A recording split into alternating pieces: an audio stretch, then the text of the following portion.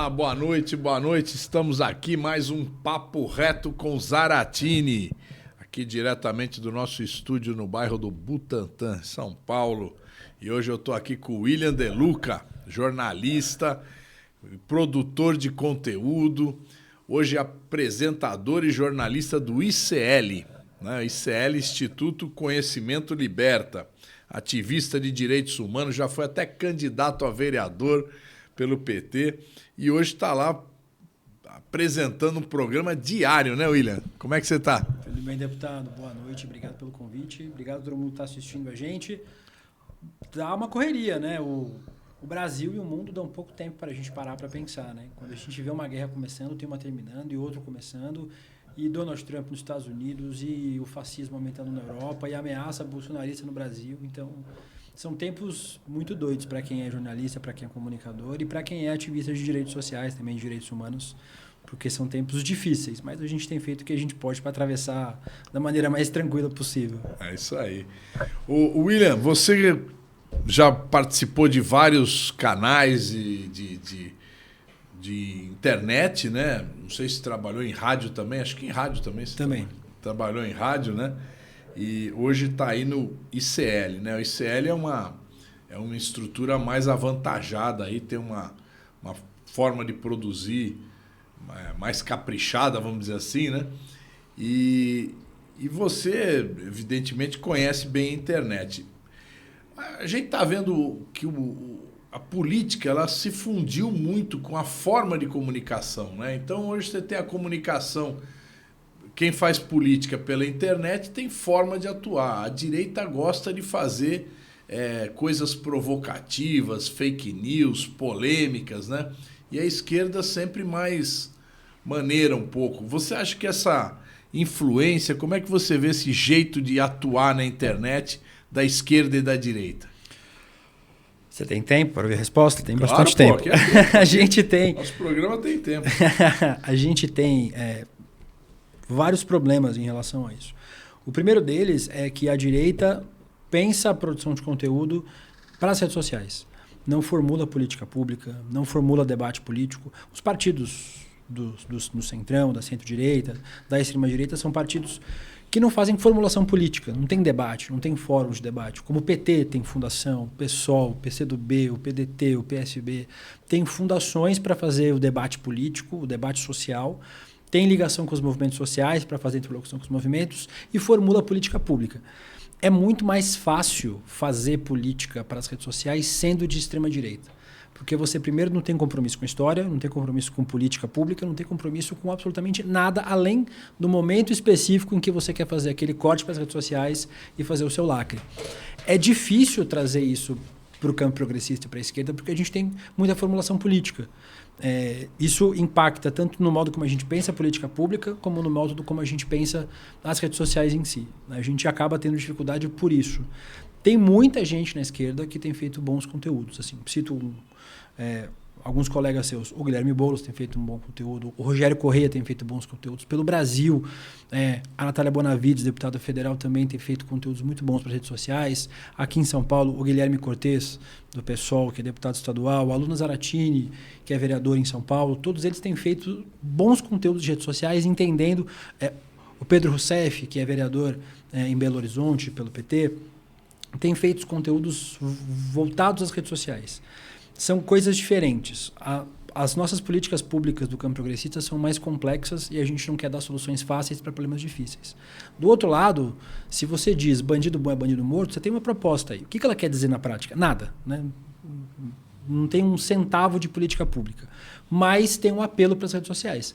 As pessoas, hoje em dia, disputam a atenção, que a gente chama de economia da atenção. Você precisa conquistar quem está assistindo o seu vídeo em 3 segundos, antes que ele role para o próximo vídeo do TikTok, para o próximo vídeo do Instagram. Esse é o nosso desafio, acho que como campo progressista. É tentar converter as políticas públicas, a nossa formulação política, que é histórica e que é grande demais, em pílulas de fácil compreensão para as pessoas, para que as pessoas entendam que a gente fala de maneira mais fácil. Inclusive, ressaltando aqui uma excelente ideia recente, não sei se foi do PT ou se foi do governo ou se é de ambos, que é a história, a luta contra o BBB, né? Como é que é? Bet bilionário? Bet bilionário e... Tem mais um. Mas é uma campanha contra os super ricos. É uma campanha pela taxação dos super ricos, por uma reforma tributária que seja uma reforma tributária justa, que promova a justiça social. Achar pautas que toquem as pessoas e achar caminhos para comunicar essas pautas para as pessoas, que é uma dificuldade que a gente tem. Porque a gente tem esse compromisso muito grande com a formulação política, que a extrema-direita não tem. Então, eles têm essa vantagem à nossa frente, além dos algoritmos comprovadamente já terem viés de extrema-direita e de direita. Né? O Elon Musk fazia parte do governo Trump até um mês atrás. Todos os donos das Big Techs estavam na posse do Trump. Estão fazendo eventos de formação política aqui do PL com a participação de funcionários dessas empresas, do Google, da Meta, do Twitter. Né? Então, além do algoritmo ser enviesado, a produção de conteúdo da extrema-direita é uma produção de conteúdo mais fácil, porque ela não depende de formulação política, ela depende só do lacre para ser feito naquele momento, o que dificulta muito o que a gente faz. O lacre é lacrar, né? Dá aquela porrada, dá aquela agressividade, né? E, às vezes, combina com a estética do que você está fazendo. Por exemplo, a Erika Hilton, também é sua colega aqui de São Paulo, da bancada de São Paulo, deputada do PSOL, ela tem uma linguagem mais de redes sociais e que tem essa linguagem, que a gente chama de linguagem do lacre, de forma não pejorativa, de forma positiva. Porque você faz um vídeo provocativo, você faz uma postagem provocativa, que vai chamar a atenção das pessoas naquela economia da atenção que a gente falou, das pessoas prestarem atenção no que você está falando. Então a Erika faz isso muito bem. O Janones, que também é um deputado muito combativo, muito presente nas redes sociais, também faz esse tipo de postagem mais provocativa. É uma coisa que a gente pode observar que a extrema-direita faz, não o conteúdo, mas o modo. O vídeo famoso do Nicolas Ferreira, do deputado do PL de Minas Gerais, que teve milhões de visualizações, tem uma estética pensada. É pensar na estética de redes sociais. Ali foi produzido, né? Aquilo ali você vê aquela coisa feita em estúdio, com teleprompter, né? Com texto, né? Isso. Então Mas é uma estética que funciona. Então, acho que o que fica de lição para a gente do campo progressista, tanto para os produtores de conteúdo, que já fazem esses conteúdos, tanto para os nossos mandatos, que ainda são, via de regra, muito analógicos e pensam um pouco redes sociais, é produzir esses conteúdos olhando para a estética que funciona, olhando para o jeito de comunicar que funciona e que a extrema-direita tem aprendido a fazer muito bem, mas tentando converter os nossos conteúdos para esse tipo de linguagem. Acho que é o nosso principal desafio agora enquanto como progressista, em especial nos mandatos. Né? A gente tem muitos mandatos que usam muito mal as redes sociais ainda. Né? Então, muitos deputados federais, estaduais, vereadores, que não fazem um investimento em comunicação. E isso talvez é um outro ponto importante. Os mandatos precisam investir em comunicação. Não basta ter um jornalista para fazer texto de assessoria de imprensa para mandar para os veículos. Tem que ter equipe de comunicação robusta. Gente pensando a comunicação digital, gente executando o trabalho. E são funções diferentes. Né? Eu já vi muito deputado por aí, já faço a crítica, que tem uma pessoa contratada, não, aquele é o cara das redes sociais. Mas as redes sociais têm design gráfico, produção de conteúdo, edição de vídeo, gente para fazer streaming ao vivo, gente para fazer texto, gente para fazer monitoramento. Redes sociais hoje não é só o cara do Twitter, né? Não é só o cara do Facebook. É um complexo que ainda é pensado de forma muito analógica. Você tem um cara de redes sociais e ele vai cuidar das redes sociais.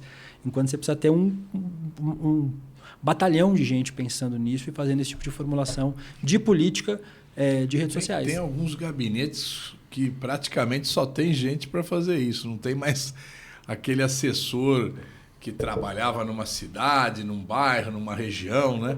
Que fazia o relacionamento com a população. Então, tem alguns mandatos que já o relacionamento é via... Digital, né? Não tem mais... Isso, bom, é um debate, porque nós também... A esquerda tem mais essa proximidade da população. Proximidade real. Não é proximidade só de discurso, né? Proximidade real, quer dizer... É você, a sua agenda. Qual é a sua agenda, né? Agora, voltando, você citou aí que o PT lançou esse quadro aí de combate ao BBB, aos bilionários, né? Dentro dessa polêmica do IOF, polêmica que acabou levando a essa aprovação aí na calada da noite. Bilionários, bancos e bets. Bilionários, esquecido bancos dos e bets. bancos. Na calada da noite que foi votado aquele projeto de decreto legislativo que anulou o decreto do IOF. E aí, no bojo desse BBB, veio uma outra série de ataques aí ao Congresso, né? O Congresso da mamata, o Congresso da vergonha e também até o próprio Hugo Motta, né? Muita coisa contra o Hugo Motta.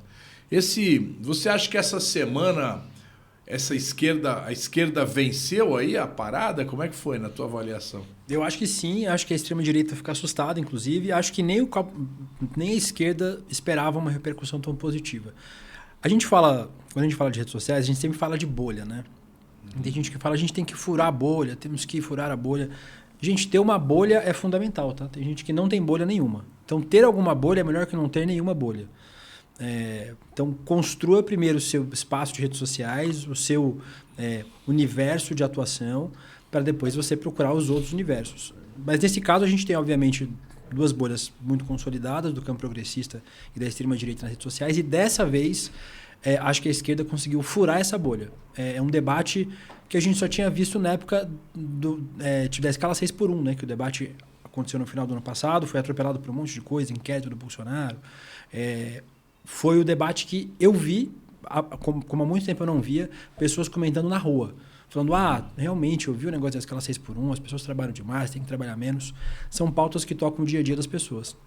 E acho que o acerto foi muito bom do governo, do PT, do campo progressista, dos partidos, em atuar em uma pauta que é uma pauta histórica do PT, né? Uma pauta de não ricos contra pobres, mas de justiça social, né? Justiça social e justiça tributária, né? Isso. Quer dizer, você cobrar imposto de quem tem muito, que é o que não acontece no Brasil, né? De quem ganha pouco não paga nada, quem ganha muito tem que pagar mais. Isso acontece no mundo todo, né? Acontece em todos os países desenvolvidos do mundo, isso acontece. E eu acho muito inteligente voltar a esse mote, porque ele pega as pessoas em um espaço que a extrema-direita criticava, que é o espaço do privilégio. Os privilégios garantidos, em especial ao presidente da Câmara, do Senado, os privilégios políticos são uma coisa que incomoda muitas pessoas. Há um risco inerente desse debate se enviesado para a antipolítica. O que a gente viu acontecer em 2013, em 2016, o que é um problema. Muita gente acabou abraçando a pauta como se fosse contra todos. E tem muita gente lá lutando. Você tá lutando lá, a bancada do PT, parte da bancada do PSB, né? O pessoal votou aí. Uma parte da bancada votou com oposição, mas via de regra PSB, PDT, PCdoB, PV, Rede, pessoal, são partidos que têm atuação propositiva nesse sentido. O que eu acho que a pauta vai acabar pegando, e é preciso fazer esse recorte de lembrar que o Congresso é composto também por deputados e senadores muito atuantes do nosso campo e que tem uma pauta positiva para a população, é lembrar que parte grande do Congresso é o Congresso da mamata, é o Congresso das emendas secretas, é o Congresso que inviabiliza o governo de governar, foi eleito para isso, ao mesmo tempo em que garante privilégios para grupos políticos, para banqueiro, para bilionário, para dono de bet. Então, acho que é uma pauta que tem ressonância social. A gente tem que olhar, Zaratini, o que as pessoas... E isso eu acho que é um descolamento que o campo progressista tem nos últimos anos, o que toca a vida das pessoas. E para isso, a gente tem as redes sociais, que são excepcionais para entender os fluxos de pensamento das pessoas em massa, né? E que as pessoas estão discutindo nas redes sociais, e acho que é um ponto importante, e as pesquisas de opinião que são feitas de forma tradicional. Assim. Então, o que toca a vida das pessoas? Segurança pública, a sua comida em casa, o quanto você ganha, o quanto você tem para viver, e também saúde e educação. Se você olhar, todas as últimas grandes pesquisas falam sobre corrupção, sobre segurança pública e sobre economia. Então, são temas que a gente tem respostas muito boas para dar, mas que a gente acaba não comunicando. Eu acho que dessa vez, por esse viés do privilégio, por esse viés do Congresso que tira dos pobres para dar para os ricos, em via de regra, né, já que a maioria do Congresso é de centro-direita ou de extrema-direita, a gente tem uma oportunidade de fazer esse debate sempre com esse cuidado de não cair na antipolítica, porque é muito tentador. Né? São todos iguais, então todos eles têm que ir para a lata do lixo da história, enquanto tem gente lá que está lutando pela aprovação de projetos para fazer essa justiça social. Você está vendo que o governo do presidente Lula ele tem uma razoável quantidade de sucessos. Né? Ele é o governo que tem o menor desemprego da história, é o governo que tem atividade econômica crescendo em todos os campos, inclusive industrial, que é uma coisa que você vê os Estados Unidos tenta impor, né, a sua hegemonia do ponto de vista industrial, e o Brasil não é a China para conseguir resistir a isso, mas está segurando a onda. A gente tem uma situação em que os programas sociais estão funcionando, né? Aquela ideia do presidente Lula de retomar os programas sociais, ele teve sucesso, não só retomou, como iniciou alguns novos programas sociais, né? E do ponto de vista da inflação, lógico, não está dentro da meta aí que o mercado adora, né? Que é 4,5%, mas está 5% também. Você não pode dizer que a inflação está disparando 10%, né? No Bolsonaro chegou a 10% ao ano, né? Então, o governo ele tem um razoável sucesso, mas ele tem um problema de avaliação, né? Até que ponto essa avaliação ela não é prejudicada por uma guerra ideológica desenvolvida através das redes, a guerra que o governo talvez não tenha sabido enfrentar até agora? Eu acho que o governo tem uma dificuldade ainda de responder digitalmente às demandas que aparecem, em especial nas redes sociais. Eu vou dar um exemplo que não tem a ver com economia, com nada, é a morte dessa jovem, a Juliana Marins, no vulcão da Indonésia. É um debate que começou sobre o Brasil se movimentar para fazer o resgate, o que não é viável, não faz sentido, sendo em outro país, e depois o Brasil, a FAB, o governo pagar pelo traslado do corpo dela da Indonésia para cá. O debate começou numa terça-feira e o governo só foi se posicionar sobre isso na quinta-feira. Então o governo passou 2 dias apanhando. A resposta oficial do Itamaraty era: existe uma normativa de 2017, do governo Temer, que não dava o direito ao governo de pagar o traslado de corpos de pessoas que morreram no exterior. Pessoas pagam seguro-saúde, ou pagam o seguro-viagem, e o seguro-viagem normalmente já cobra esse tipo de custo. Mas nem todo mundo paga esse seguro do jeito que devia. E o governo passou 3 dias apanhando nesse debate, enquanto a percepção já era de que o governo devia ter se posicionado de outra forma no começo desse debate. Então, me parece que ainda há uma lentidão do governo para responder essas ações de redes sociais. E é difícil, é uma máquina hercúlea a máquina do governo, né? Precisa a equipe de redes sociais, e acho que está mais atenta a isso, desses movimentos de redes sociais, mas que também não inviabiliza o governo a ponto do governo ser um governo feito para dar resposta para vídeo de TikTok e post de Instagram. Senão o governo para, né? Aí não governa, né? Se você ficar só se preocupando em responder não pode. O que sai na internet... Mesmo porque você vai ficar a reboque das pautas da extrema-direita, que hoje domina o debate nesses espaços. Mas, ao mesmo tempo, eu acho que sim. Você perguntou sobre a avaliação do governo. Um pedaço da sociedade, um pedaço razoável, chuto 20%, 15%, não importa o que o governo faça, essas pessoas já estão consumidas do ponto de vista cognitivo. Elas não vão conseguir se livrar da amarra que o bolsonarismo trouxe para as pessoas. É uma doença social mesmo, de que as pessoas estão encantadas pela figura política do Bolsonaro. Encantadas do ponto de vista da mágica, da magia mesmo. E também uma rejeição a tudo que o outro lado fala. Isso. Né? Tudo que a esquerda, o governo, isso. O Lula, os partidos de esquerda falarem, o cara já é contra de princípio, né? E não importa o que você faça, não importa a mudança real na vida das pessoas, se a vida delas vai melhorar ou não. O que importa é a narrativa contra a esquerda, contra o comunismo, contra o PT, contra o governo, etc. Então, esse é um ponto. Parte significativa das pessoas, e 20% é muita gente, né? 15%, 20% é muita gente. Se o Bolsonaro for visto jogando um saco com filhote de gato num rio, as pessoas vão perguntar, mas o que os gatos fizeram também, né? Tem que ver, né? Os gatos morderam alguém. Se o Lula fizer o resgate desses gatos, ele vai falar, não, mas peraí, ele entrou na água e não deixou o curso natural da história correr. Tinha que... Então, assim, não importa o que um ou outro faça. Parte das pessoas está cognitivamente comprometida. Não tem mais uma ligação com a realidade. O que falta para a gente? É a gente conversar com o resto das pessoas que não têm esse comprometimento. Então, a gente tem um campo grande de pessoas que está ali no meio do caminho, que foi afetado drasticamente pela antipolítica das últimas 2 décadas, em especial de 2011, 2013 para cá, E essas pessoas estão aí para ouvir. Falta a gente saber como é que a gente se comunica com essas pessoas de forma mais eficiente. São essas pessoas que estão desencantadas com a política, que acham que todo mundo é igual, que político só serve para roubar dinheiro, que político não funciona para resolver o problema da vida das pessoas. E, via de regra, a gente precisa ver essas pessoas com uma crítica construtiva. É isso que elas percebem. A percepção delas é essa, de que a vida delas não está melhorando e que a responsabilidade é do governo, mas não importa que governo você coloque, vai ser tudo a mesma coisa. Parte dos programas sociais que o governo trouxe que são... Do governo federal. Isso, hoje governo federal. Parece que não tem prefeito no Brasil, não tem governador. Né? Por exemplo, problema da segurança pública.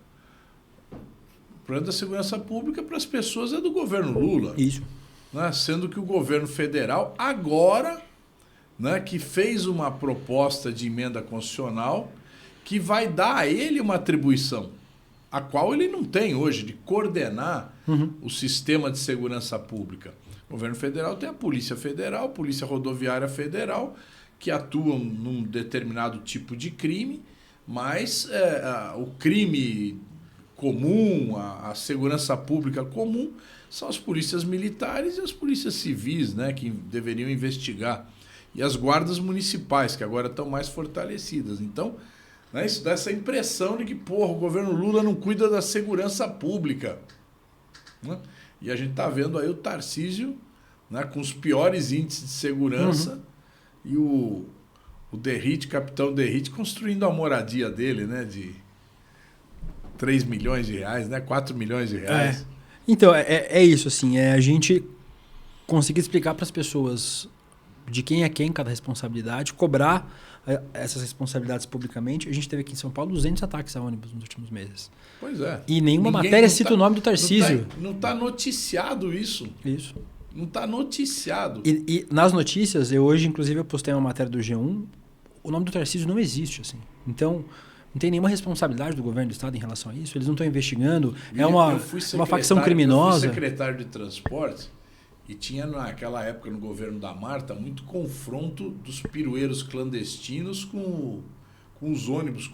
E os caras, de vez em quando, atacavam, botavam fogo no ônibus lá. Mas era 1, 2, 3, né? Agora o número é... 200, você falou mais de 200, né? Eu tinha lido 140, mas já chegou em 200. É uma coisa... Quem é que está organizando? Por que é que está organizando isso? E o que o governo do Tarcísio está fazendo? Ninguém fala. É isso. E é isso. As pessoas estão cognitivamente sequestradas em relação a isso. E é nossa função também, enquanto ativistas de movimentos sociais, enquanto mandatos, enquanto os movimentos sociais, a fazer a denúncia correta em relação a cada um desses casos. Parte das pessoas não vai conseguir entender mesmo. São pessoas que já estão muito comprometidas com essa doença do bolsonarismo mesmo. Mas a gente consegue conversar com essas outras pessoas, ouvir as demandas delas e tentar fazer com que elas percebam que o que a gente tem hoje, as conquistas sociais que a gente tem, não são direitos garantidos, né? Uma outra percepção que as pessoas têm é que o Bolsa Família nunca vai acabar. O Bolsa Família é um projeto que vai durar para sempre. Até aparecer um governo que fale, não acabou. Tipo, não tem mais dinheiro. É isso. O próprio Tarcísio. Né? Tipo, se a gente elege o Tarcísio para presidente em 27, ele passa os primeiros 3, 4 meses acabando com a máquina pública. Vendendo estatal, vendendo correio, vendendo o resto da Petrobras, vendendo tudo que ele pode vender, como ele fez aqui em São Paulo, como está fazendo aqui em São Paulo, fazer leilão de tudo.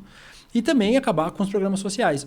O grande problema que a gente tem é que essa geração de hoje, de 20 a 30 anos, já nasceu com essas conquistas do governo Lula. Então, para ele, isso não é mais uma conquista. Isso não é mais é um direito garantido.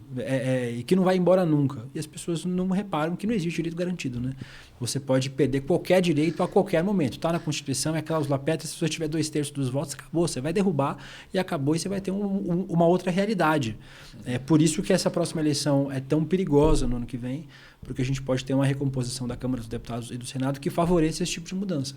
Com um presidente de extrema-direita, com uma maioria no Senado e na Câmara dos Deputados, esses projetos que hoje as pessoas dão de barato e acham que nunca vão embora, podem ir embora de uma hora para outra. Por isso que esse debate das redes sociais é ainda mais importante, para lembrar as pessoas que tudo que a gente tem hoje, Minha Casa Minha Vida, Bolsa Família, Luz para Todos, mais médicos, todos os projetos importantes e que viraram paisagem, e isso é uma responsabilidade também, né, desse governo, em falar para as pessoas que esses projetos são projetos que podem acabar um dia, é importante que a gente faça esse debate, porque hoje as pessoas dão esses programas sociais de barato, como se eles não fossem mais acabar, mas eles podem acabar. O Bolsa Família, inclusive, tem uma campanha contra, porque disseminou uma ideia de que o camarada não arruma um emprego, tem emprego, mas não tem quem trabalhe por causa do Bolsa Família. O Bolsa Família viciou, entre aspas, aí, né? O trabalhador, e o trabalhador não quer mais trabalhar. E os dados são diferentes disso, né? A maior parte dos que estão entrando nesses novos empregos são justamente pessoas que estão vindo do Bolsa Família. Então, está servindo. Agora, me diga uma coisa, mudando um pouco do assunto, o STF, essa semana, terminou o julgamento sobre aquele artigo do Marco Civil da Internet que não dava a responsabilidade para as plataformas sobre aquilo que é publicado, né? Agora, a partir de agora, com a nova interpretação do Supremo, as plataformas, as Big Techs vão ter que, ao perceber certo tipo de publicação que ataque a democracia, que ataque crianças, que não só pornografia, que já era o próprio artigo lá do Marco Civil da Internet já proibia a divulgação de pornografia, mas além disso, discurso de ódio, né, discurso racista, né? Então isso agora se tornou uma nova interpretação desse artigo do Marco Civil da Internet, né? Como é que você está vendo isso? Como é que o pessoal que trabalha, como você trabalha, lógico, os seus programas não tratam de disseminar ódio, nem muito menos atentar contra a democracia e nem pornografia. Mas como é que você vê essa questão? Tem dois aspectos fundamentais. Primeiro, eu acho que quem deveria ter legislado sobre isso era o Legislativo. Só que ele se eximiu de fazer esse debate, né? Ele não quis fazer o debate. A direita não quis, né? E quando a gente tentou aprovar o projeto... Quando o projeto do deputado Orlando Silva tramitou, ele foi tirado de pauta por pressão de parte significativa do centro, da extrema-direita, que inclusive defende faz o lobby das Big Techs, né? Então, eu acho que o Congresso devia ter legislado sobre isso. Acho que é o foro mais competente para falar sobre. Mas como ele não fez, o STF corretamente coloca a responsabilidade da produção de conteúdo nas redes sociais, também, nas empresas também. A gente tem, deputado, regra para você pintar muro. Se você pintar um muro aqui em São Paulo com um tamanho que está fora da regulamentação municipal, você vai ser multado. Se você permite que alguém pinte o muro da sua casa com um discurso de ódio, você vai ser responsabilizado por esse discurso. Está no muro da sua casa. Foi você que deixou o cara pintar. Você vai falar, não, mas ele pintou o que ele quis. Tanto faz. Se você faz um outdoor, você tem um tamanho para fazer outdoor. Você faz anúncio de rádio, você tem regras para qualquer tipo de conteúdo publicado em qualquer lugar. Seja um panfleto, seja um anúncio de TV. Você responde por ele. Hoje as redes sociais querem dar a impressão de que elas não têm nenhuma responsabilidade sobre conteúdo, quando na verdade elas têm. Elas fornecem a plataforma e elas ganham dinheiro com esses conteúdos. O Twitter, o Google, a Meta, todos eles ganham dinheiro com os conteúdos que eles veiculam. Então, no mínimo, eles têm que ser corresponsabilizados pelos conteúdos impróprios postados. Entretanto, acende um alerta para a gente, porque hoje a gente, e aí dentro dessa nova mínima regulação que o STF decidiu, e ainda vai ter um acordo para a gente saber mais detalhes sobre o que exatamente vai ser feito, quando o chicote muda de mão, a história é diferente. Ainda que o uso hoje seja um uso, e que faz todo sentido que seja assim, para tirar do ar a linguagem de ódio, discurso golpista, antidemocrático, a gente não sabe como isso vai ser lido com uma outra composição do STF. Se, por exemplo, novamente, a extrema-direita toma o poder, faz impeachment de ministro, coloca ministros alinhados com a extrema-direita, o entendimento passa a ser diferente. E aí os posts tirados do ar podem ser os meus, os seus, os posts de outras pessoas, porque o entendimento jurídico vai para esse sentido, de que esse post é um post golpista. Existe um risco, e é um risco real, a gente precisa ficar atento a ele, de que essa lei no futuro não seja usada de forma para censurar efetivamente, o que hoje não acontece. Hoje, os conteúdos tirados do ar, os perfis que são tirados do ar, são perfis de pessoas que promovem efetivamente tentativa de golpe de Estado, ataque à democracia, outros crimes digitais, né? Mas é preciso que a gente faça essa ponderação também e fique atento a isso. Porque em algum outro momento, esse mesmo entendimento pode ser usado para tirar do ar posts relevantes. Por exemplo, uma crítica. Se o próximo presidente for o Eduardo Bolsonaro, for o Tarcísio, uma crítica pode ser tirada do ar pela empresa, alinhada com os interesses desse grupo político que a gente já falou, que há um claro alinhamento entre a extrema-direita e as big techs. No futuro, esse entendimento pode ser usado para tirar do ar posts legítimos, questionamentos, críticas legítimas a, por exemplo, o que algum político faça. Então, é um risco real. Ter uma legislação efetiva, né? Porque ali houve uma interpretação, né? Como chama o STF, uma modulação de um entendimento sobre um artigo do Marco Civil da Internet. A gente precisaria ter efetivamente uma lei. Isso. Né? E a lei desse essas garantias de opinião, de amplo debate e tal, e coibisse o chamado discurso de ódio ou discurso contra a democracia, né? Que é aquele que é usado a democracia para acabar com a democracia. Isso. Né? Esse é o, e as redes sabem fazer isso, viu, deputado? Um exemplo, e quem usa Instagram que sabe, é foto de mamilo. Uns anos atrás tinha um debate muito grande. Uma mulher que postasse uma foto com seios de fora, o post caía automaticamente, minutos depois. E aí várias pessoas faziam um teste tirando foto de um mamilo masculino e postando só o recorte do mamilo masculino e os posts não caíam. Então, as redes sociais têm milhares de ferramentas algorítmicas para entender o discurso de ódio, para entender de onde ele vem, para entender pornografia, para entender pedofilia, para entender esses ataques à democracia. Elas não fazem porque não é relevante para eles, porque eles ganham dinheiro com isso. O Twitter tinha uma equipe enorme no Brasil. Tinha vários andares de um prédio aqui na Faria Lima, aqui perto, só para gerir o Twitter no Brasil. O Twitter fechou seu escritório aqui. Tinha uma equipe de moderação de conteúdo, que via efetivamente que o conteúdo era impróprio ou não. Hoje não tem mais, é tudo algorítmico, é tudo automatizado. Hoje em dia, várias denúncias que você faz de discurso de ódio, de ataque, de calúnia, de difamação, eles não caem mais. É bem capaz que eles formem grandes departamentos jurídicos para se defender de processos, de multas, né? Por não ter derrubado uma determinada publicação, né? É uma coisa que... Vamos ver como é que vai ser isso. Olha, outro assunto importante aqui. O ranking dos 20 maiores anunciantes envolvidos aí na chamada guerra cultural é encabeçado pela produtora Brasil Paralelo, né? Não sei se todo mundo aí já ouviu falar nessa Brasil Paralelo, mas é uma editora de vídeos de extrema direita, né? Eu acho que deve ter começado lá com aquele que morreu lá, como é que é o nome dele? Aquele intelectual, Olavo de Carvalho, que começou com o negócio de cursos, né? Eles bebem muito da influência do Olavo. O Olavo de Carvalho começou.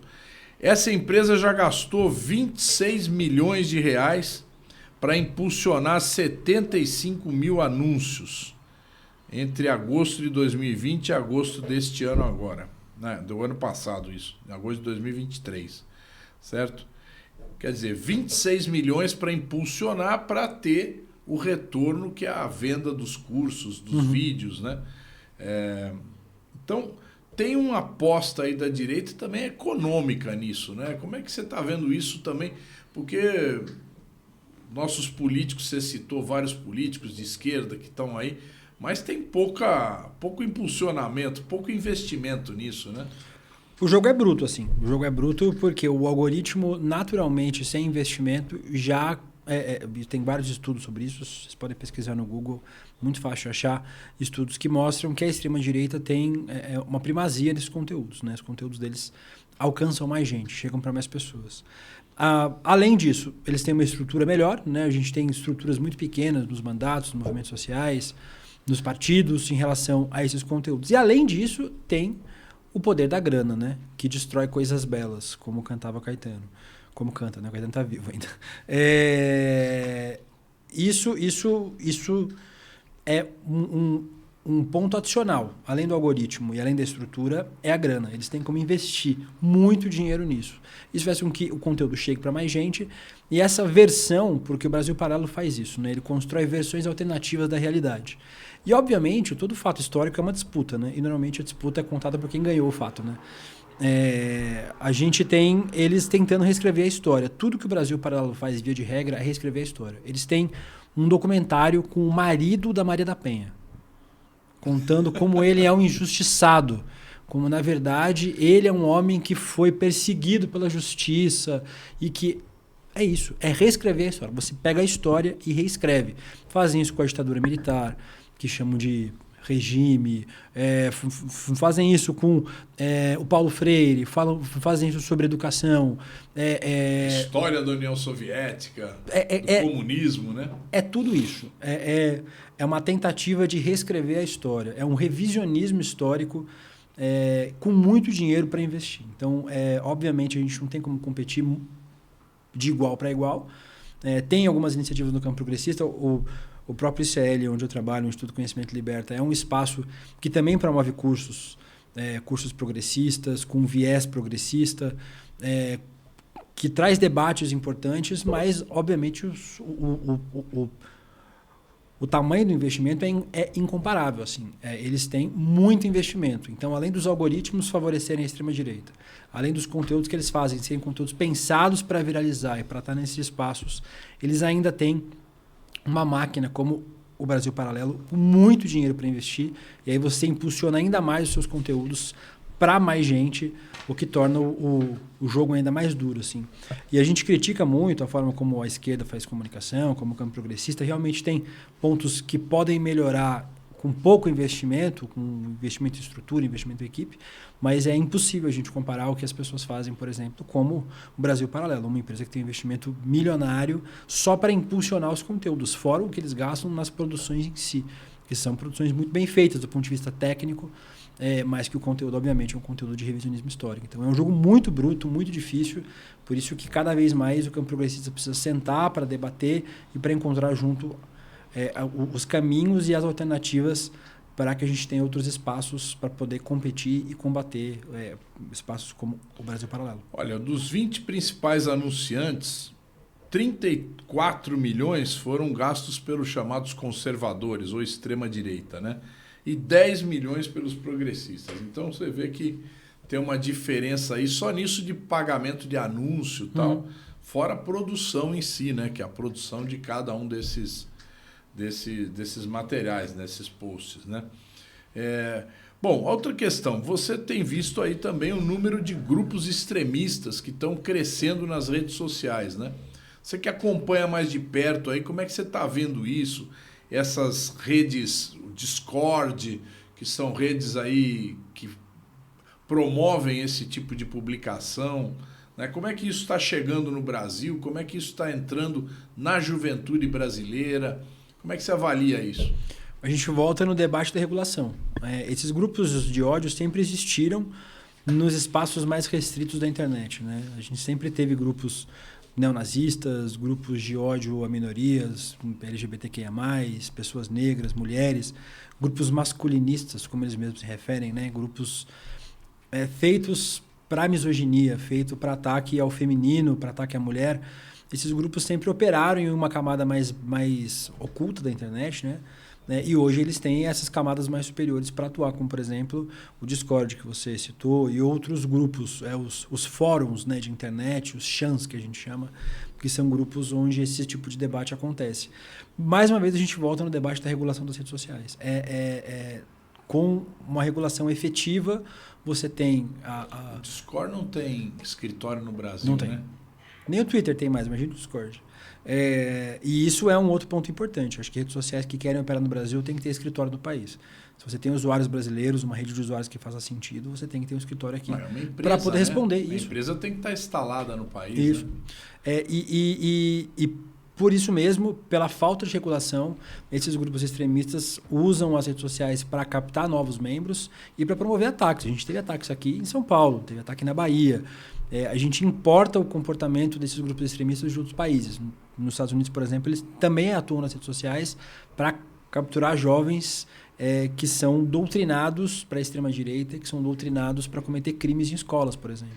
Isso acontece com muita frequência lá e também agora acontece no Brasil com muita frequência.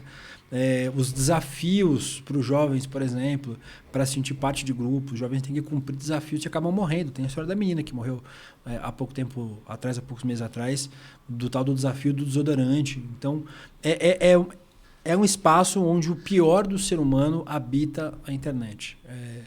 E é um espaço totalmente sem nenhum filtro. Por isso mesmo é importante que, mesmo com a decisão do STF, o Congresso volte a discutir algum tipo de regulação das redes sociais. E, repito, é óbvio, para a extrema-direita a regulação é péssimo, porque para a extrema-direita parte do ideário político tem a ver com esse discurso de ódio. Né? Eu sempre falo, deputado, que quando a gente vê alguém sendo machista, misógino, homofóbico, a gente fala, esse aí votou no Bolsonaro. E não é verdade. Tem muita gente machista, misógina, homofóbica, racista no nosso campo, do nosso lado. Que votou no Lula. Isso, tem muita gente assim. Mas qual que é a diferença entre esses dois discursos? A diferença é que isso não faz parte do nosso ideário. Se a gente vê alguém progressista, um deputado sendo machista, misógino, ele vai ser criticado por isso.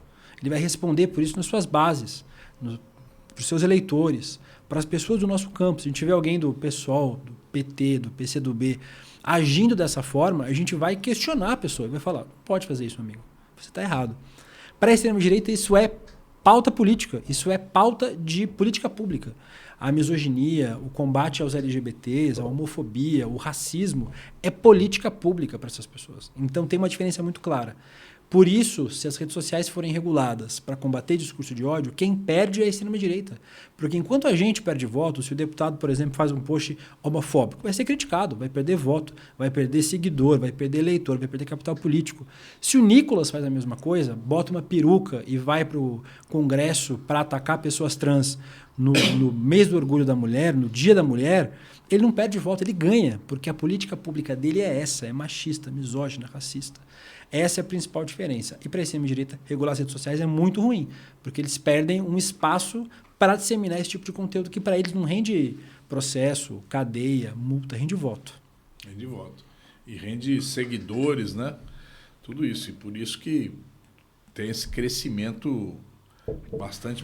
Agora, você acha que a juventude hoje no Brasil, ela está seguindo esse discurso de ódio, está seguindo esse tipo de coisa, ou você acha que tem muita gente crítica a isso? Qual a tua avaliação aí para você que está todo dia no ar, conversando com o público, né? E provavelmente com muita gente jovem. Eu acho que a juventude, historicamente, está sempre em disputa. Ela sempre era ligada com movimentos revolucionários, mas a gente tem uma juventude hoje muito reacionária. É um movimento que a gente já vê em outros momentos da história, né? A gente tem muitos jovens sequestrados por esse neoliberalismo, que é uma mistura de teologia, com coach, com bet. É um amálgama doido que acaba vendendo para a juventude, para os mais jovens, um discurso de que eles podem vencer na vida por eles mesmos, através do empreendedorismo, e que o Estado é mau e que a gente precisa acabar com o Estado, reduzir o Estado ao mínimo. Me parece que muitos jovens estão capitulando para esse movimento de extrema-direita. Entretanto, eu ainda acho, e aí sem pesquisa, só de forma mais empírica mesmo, eu acho que parte significativa dos jovens hoje tem um desinteresse muito grande por política.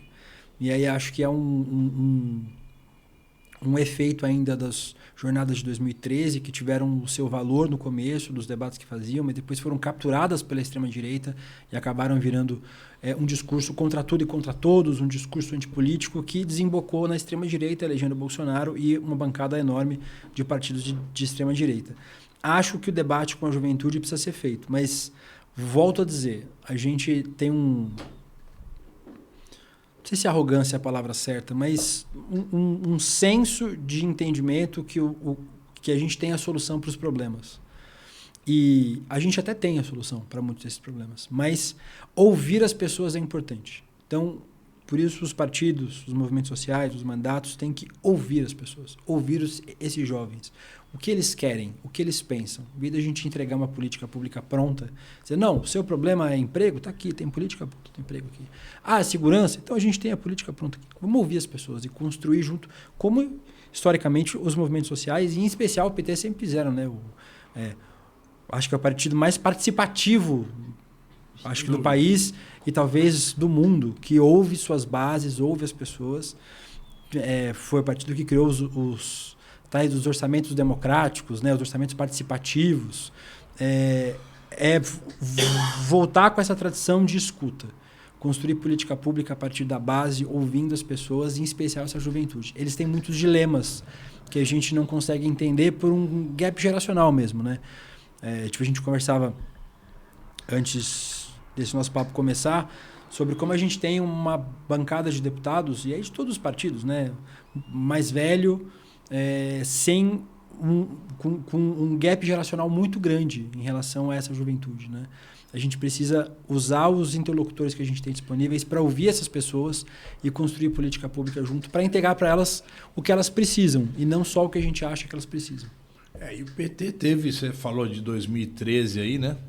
O PT teve particularmente um corte no relacionamento com a juventude aí a partir de 2013, né? Então, muitos jovens que estavam entrando na política naquele momento, como a onda era anti-PT, era de direita, o camarada falava, não, aqui eu não vou lá para a esquerda, eu não vou para a direita, né? E acabava indo para a direita. Então, isso também uma repressão muito grande contra o PT, contra a esquerda, né? Em todo aquele período da Lava Jato. E isso criou realmente, você tem uma geração mais antiga no PT e um corte, né? Um afastamento nas gerações mais jovens, né?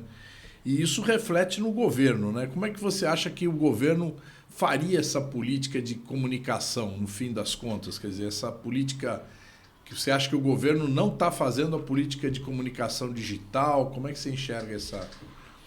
Eu acho que as mudanças recentes no comando da comunicação do governo foram muito positivas. Assim. Acho que o governo parou de apanhar, pelo menos como apanhava, sem responder. Acho que as respostas estão mais rápidas, mas ainda assim, você tem uma máquina ministerial e cada ministério tem sua comunicação e tem uma velocidade de resposta diferente. Você tem a máquina da presidência pensando a comunicação do governo todo, né? Através lá do Sidônio e da equipe do Sidônio de comunicação. Acho que melhorou muito a comunicação do governo nos últimos meses. Acho que foi uma mudança muito positiva. Isso nem é uma crítica com o que o Paulo Pimenta fazia, mas eu acho que um profissional com mais tempo de mercado, com uma pessoa de vivência de mercado como o Sidônio, talvez tivesse mais sensibilidade para esse momento que a gente vive. Eu acho que falta agilidade no governo em responder algumas demandas. Acho que falta um pouco de ousadia em relação a como as respostas são dadas. E eu acho que, obviamente, sem confundir o institucional do governo e o que o partido pode fazer, que são coisas diferentes, mas são trabalhos que podem ser complementares. O partido fazendo uma comunicação acho mais agressiva até, inclusive, em relação a essas demandas, como fez agora recentemente com essa história do BBB, né? Bet, banco bilionário. Como encaixar isso dentro do discurso do governo. E que o governo responda mais rapidamente essas demandas. Quando a gente fala que as redes sociais têm uma certa previsibilidade, é porque você pode observar os movimentos de onda, né? Quando você vê uma tendência subindo, você já tem que estar preparado para responder essa tendência. Então, a taxa das blusinhas, por exemplo, foi uma tendência que o governo viu subindo, mas não agiu de forma rápida para combater. E também, deputado, é fundamental que o partido construa, que o partido e que o governo, as duas instâncias, separadamente, construam uma rede de comunicadores. Toda eleição, é a mesma coisa. Dá 6 meses para a eleição, cria grupo de WhatsApp, bota todo mundo no grupo, vamos sentar para conversar. Relacionamento não se dá em 6 meses. Relacionamento é permanente. Eu tenho participado, inclusive, um elogio de alguns eventos que o governo federal tem feito, o Ministério da Educação, o Ministério das Comunicações. Eu fui em 2 aqui em São Paulo já, os 2 onde um deles estava a Janja, a primeira-dama, o outro estava a Gleisi Hoffmann. a ministra. E esses eventos que juntam produtores de conteúdo, influenciadores, e constroem uma relação permanente, e aí nas duas pontas, no partido e também no governo, faz com que esse relacionamento, quando você precise das pessoas, você pode chamá-las para fazer um debate junto com você. Eu não posso te chamar amanhã para a gente ir jantar se a gente não conversa, se a gente não é amigo, se a gente não tem o que conversar, se a gente não troca ideia sempre. O governo precisa construir essa rede de relacionamento com os influenciadores, com os produtores de conteúdo, e o governo também precisa, e o PT precisa fazer a mesma coisa. Porque senão a gente vai ter sempre a mesma coisa. Dá 6 meses para as eleições, 3 meses para as eleições, a gente tem 500 grupos de WhatsApp mandando 500 orientações diferentes, enquanto esse trabalho tem que ser permanente e tem que funcionar isso de forma permanente. Isso é uma coisa que a direita tem também, a capacidade de todo mundo falar a mesma coisa num determinado momento, né? Eles têm uma voz centralizada, né? Coisa que na esquerda cada um está tratando de um assunto diferente, de um tema diferente e não unifica né, em torno de determinadas campanhas. Essa semana, essa campanha do BBB aí que você citou, ela conseguiu unificar, né? Todo mundo publicando as mesmas coisas, né? Dando um volume muito maior aí para os vídeos, né? Então foi uma coisa muito positiva. É isso, assim, é você conseguir construir linhas de comunicação, construir o discurso com os influenciadores, com os produtores de conteúdo. Eu nem gosto desse termo influenciador, porque nós todos somos influenciadores de alguma forma, né? A gente influencia as pessoas com o que a gente posta, mas com os produtores de conteúdo. Tem muita gente boa produzindo conteúdo no campo progressista, na esquerda. A gente pode potencializar esses produtores de conteúdo e também fazer com que, junto com essa parceria, eles também ajudem a trazer esses temas. Se você vê muita gente trazendo o mesmo debate, as pessoas se interessam em entrar no debate. Então, a gente pode fazer isso para capturar pautas da direita, inclusive, para sequestrar pautas que eles acabam divulgando. A gente pode desconstruir, mas tudo isso precisa de uma resposta rápida. Não adianta a gente ter uma crise hoje, o partido demorar 3, 4 dias para entender o que está acontecendo e aí a gente vai dar resposta. A gente vai estar sempre correndo atrás do rabo e a gente não vai conseguir responder tudo, porque eles têm muitas demandas. O Steve Bannon, um dos grandes ideários do Donald Trump, tem uma frase em que ele usou em uma entrevista que é "flood the zone with shit", que é literalmente inunde o debate com merda. Porque quanto mais você posta barbaridades, loucuras, menos tempo as pessoas têm para reagir. Então ele falava que a gente fala 3 loucuras hoje e a imprensa vai ficar repercutindo essas 3 loucuras, as redes sociais vão ficar repercutindo essas 3 loucuras e aí a gente faz o que a gente quer. É o tal do passa-boiada, que o Ricardo Salles falou. Enquanto as pessoas vão discutindo outras coisas, a gente vai passando a boiada, e vai passando os projetos, e vai passando o que interessa para eles.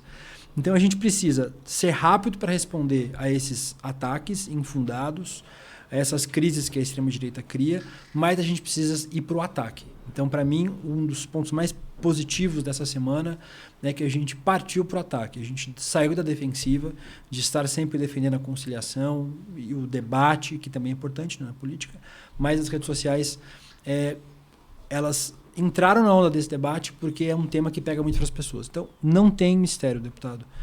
Pesquisa de opinião, análise e monitoramento de redes sociais, e a partir daí você constrói o seu discurso para ser feito casado com a política pública, com o debate partidário, para poder responder os temas e para poder pautar também, o que é uma coisa que a gente tem dificuldade de fazer, mas fez na escala 6x1 e está fazendo agora com essa história do Congresso da Mamata.